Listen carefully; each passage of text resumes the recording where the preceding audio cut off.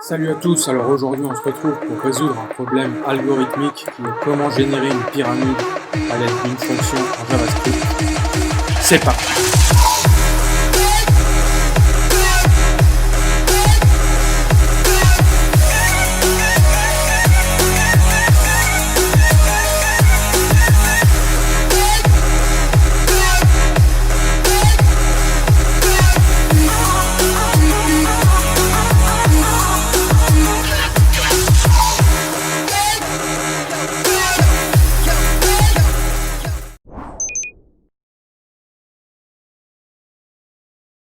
Bon, et ben pourquoi une pyramide? Et ben parce que cette pyramide en fait elle peut s'apparenter à un test technique, parce que elle revient beaucoup, vous savez, avec les entreprises qui ont des partenariats ou des contrats avec les plateformes pour tester les candidats comme Coding Game ou Skill Value par exemple. Euh, je crois que j'ai dû passer 2 fois ce test sur la plateforme Coding Game sous forme de petit exercice. Donc je crois qu'il y avait 20 minutes en gros allouées pour résoudre ce problème.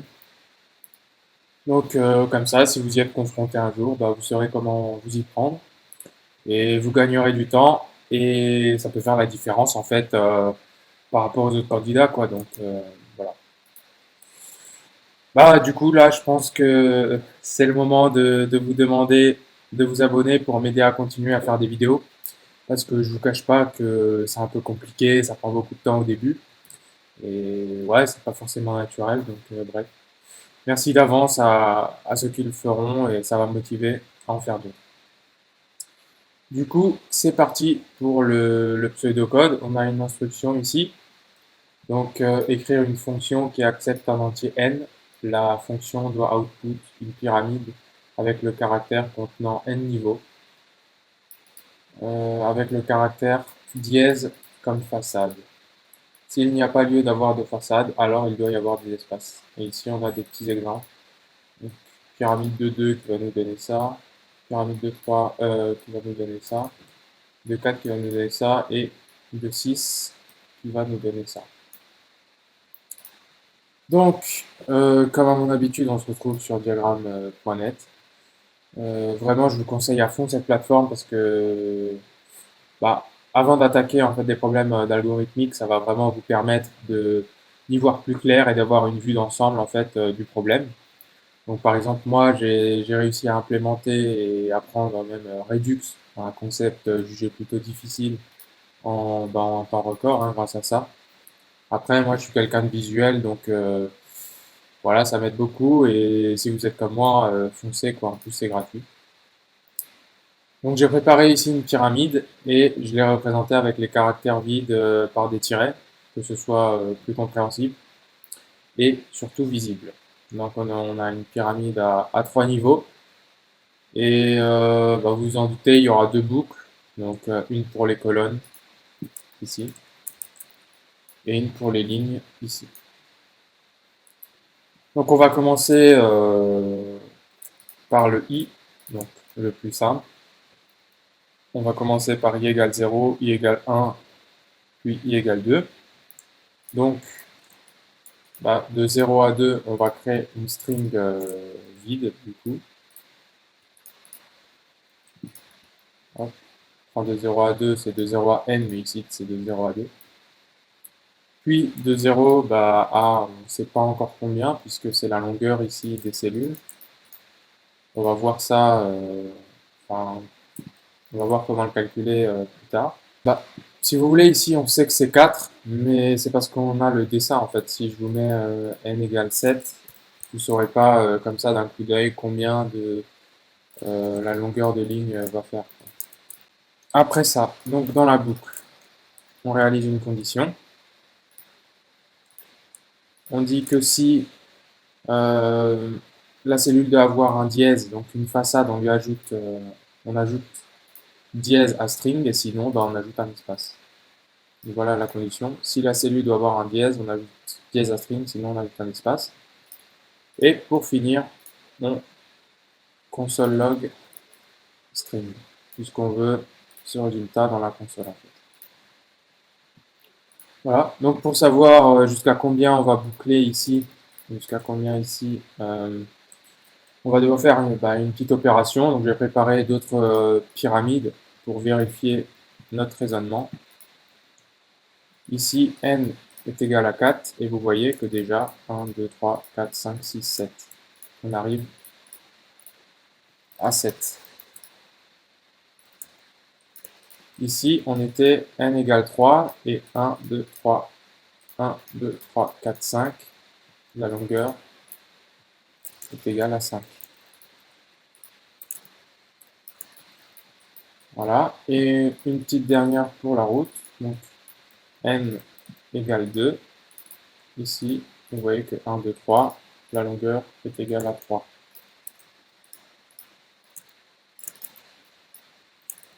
Voilà. Donc, si vous avez remarqué, en fait, ce qu'on fait, c'est qu'on prend n, on le multiplie par 2, donc 3 fois 2, 6, moins 1, 5, 4 fois 2, 8, moins 1, 7, et 2 fois 2, 4, moins 1, 3. Donc, on peut dire que de 0 à 2 fois n moins 1, on va boucler et on va voir si la cellule doit avoir un dièse ou sinon. Donc, maintenant qu'on a la longueur, on commence à voir si la cellule, c'est une partie de la façade et qu'elle doit avoir un dièse ou non. Donc, en gros, comment résoudre cette condition. Pour la pyramide de n égale 3, pour la première ligne, vous voyez que c'est la valeur j égale 2 qui doit être une façade, donc un dièse. Donc, comme je suis quelqu'un de visuel, on récapitule. Je vais mettre ça là. On a ça. Donc j vaut 0, 1, 2, 3, 4. Et i ici est égal à 0, c'est ça. Donc une des solutions ici, c'est de trouver le milieu de la séquence et dire que les éléments de gauche et de droite doivent être considérés comme une façade. Donc en fait, la technique, c'est de partir toujours du milieu. Comment on trouve le milieu? On peut faire hop, comme ça. Donc façade est égale mat.floor. Ici, c'est la longueur, donc ça signifie à ça. On l'a trouvé tout à l'heure. Donc divisé par 2. Mat.floor, en fait, ça vous donnera toujours le nombre inférieur, le nombre arrondi inférieur. Et pour s'en rappeler, vous pouvez vous dire en fait que floor, c'est le sol. Et donc ça vous donne le nombre inférieur. Et à l'inverse, mat.sail, donc comme ça vous donnera l'arrondi supérieur. Donc mat.sail sail en anglais, ça veut dire plafond. Donc vous pouvez vous en rappeler comme ça, avec une notion de hauteur. Et si vous ne savez pas ou vous oubliez que c'est le plafond, vous pouvez vous dire que sail, ça ressemble à ciel, et retrouver du coup cette notion de hauteur. Voilà pour la petite parenthèse. Donc maintenant qu'on a le milieu, vous voyez ici i vaut 0. Donc là, si on fait ça, ça va nous rendre donc 5 divisé par 2. Donc ça va faire 2,5, mais comme on a rajouté un mat.floor, ça va prendre 2. Donc 0, 1, 2. Donc là, ce sera celui-ci qui sera colorié, enfin avec une dièse, qui sera une façade, quoi. Et donc à la boucle suivante, i va valoir 1, et on voudra dire en fait que la façade à colorier, donc avec un dièse, ce sera mat.floor 2 fois n-1 divisé par 2 plus 1. Donc là, vous avez peut-être déjà remarqué, ici, on va mettre un i. Et pareil, du coup, là, ça va faire, si vous voulez, quand i vaudra 1, ici, ce sera égal à 3. Donc ce sera égal à celui-ci. Et on n'oublie pas le j à 1, donc la partie gauche, en faisant un moins i. Et ici, donc ce sera le 2. Ici, on aura donc le 1 ici, pardon. Donc ici, on aura les nombres 2, 3 et 1. 2, 3 et 1 qui seront coloriés quand i vaudra 1. Donc c'est ce qui signifie, c'est ce qui correspond plutôt à cette pyramide-là. Voilà donc pour la partie pseudocode. J'espère que c'est un peu plus clair dans votre tête. Et maintenant, on va passer, enfin, on va coder tout ça. C'est parti.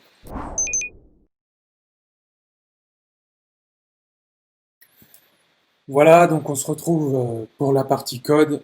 Donc, je vais utile en fait de vous laisser ce petit diagramme, ce petit schéma en aperçu. Donc, ça vous permettra en fait de faire le lien avec le code. Et moi, comme ça, en même temps, je pourrais vous illustrer à quoi correspondent les lignes de code. Donc, on commence par définir la fonction, donc pyramide, qui va prendre en paramètre un nombre. Donc, je vais tout de suite l'appeler pyramide de 6 par exemple.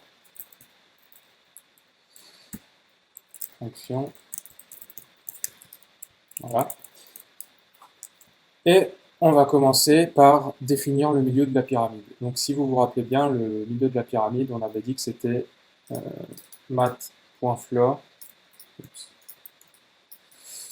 de 2 fois n-1 divisé par 2.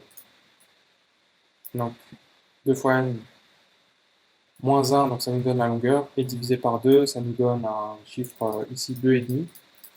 Et mathfloor, ça va l'arrondir à 2. Donc 0, 1, 2. Voilà, on a bien le milieu.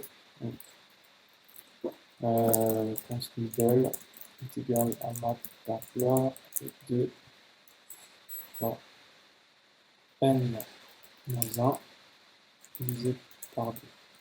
Divisé par 2. Ça, on va dire comme ça. Voilà. Donc là, on a le milieu. Et on va commencer à boucler donc de 0 à n. Donc, de 0 à n, ça signifie de 0 à 3 ici. 1, 0, 1, 2, 3. De 0, 1, 2. Donc for let i égale 0, i inférieur à n, i plus plus. Voilà. Et comme dit, on va créer la string vide en fait qui va nous permettre d'afficher en fait la pyramide dans la console. Donc let string est égal à une string vide pour le moment. À l'intérieur de la boucle, on va reboucler donc de 0 à 2 fois n-1, donc ce qui signifie de 0 à la longueur en fait de la pyramide. 2 fois n-1 ici, ça vaut ça. For let j égale 0, j inférieur à 2 fois n-1. Le mettre collé, ce sera plus parlant, ou comme ça. I, j plus plus. Voilà, et donc là, on arrive au moment de cette condition. Donc si la cellule doit avoir un dièse. Donc, vous vous rappelez, c'était notre petite réflexion d'ici. Donc je vais la noter et je vais vous expliquer en fait if middle moins i inférieur ou égal à j et middle bah, ici plus i, donc c'est la partie droite, et supérieur ou égal à j en string plus égal bah, un dièse du coup. Et else plus égal un caractère vide. Voilà. Et donc, pour vous expliquer la condition ici, donc on va prendre en référence le cas où i égale 1. Donc cette ligne ici, le programme va arriver ici et il va dire, bah, ici, j égale 0.